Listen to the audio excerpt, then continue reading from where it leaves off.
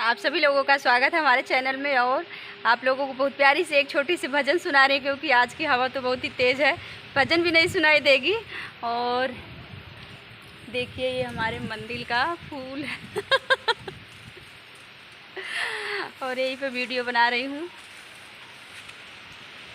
कि अथवा में लिहले मैया सिकिया बड़निया हो बहारे लगली ना, हो बहारे लगली ना। मैया गनी फूलवरिया हो बहारे लगनी ना, मैया घनी फूलवरिया हो बहारे लगली ना। बगिया बहारी मैया तोड़नी अड़उलवा हो कि चली भैली ना, हो कि चली भैली ना। मैया मालिनी दुअरवा हो कि चली भैली ना, मैया मालिनी दुअरवा हो कि चली भैली ना।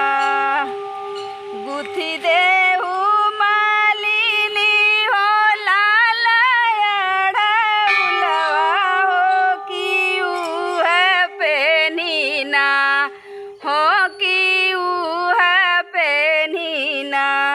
जइबै सेवका के घरवा हो कि उह पेनी ना, जइबै सेवका के घरवा हो कि उह पेनी ना।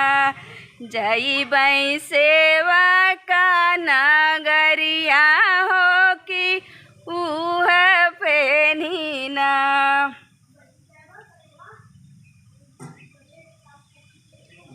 होत बिहान मैया, होत बिहान मैया फटे दा किरनिया हो कि गुथी देबै ना, हो कि गुथी देबै ना।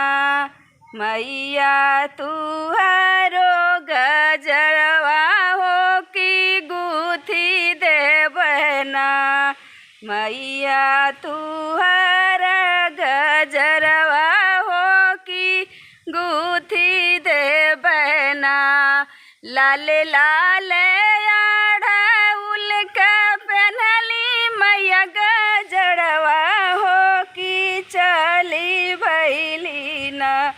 मैया सेवका नगरिया हो कि चली भैली ना, मैया सेवका नगरिया हो कि चली भैली ना। आप लोग बताइए गीत कैसी, बहुत ही तेज़ हवा चल रही है।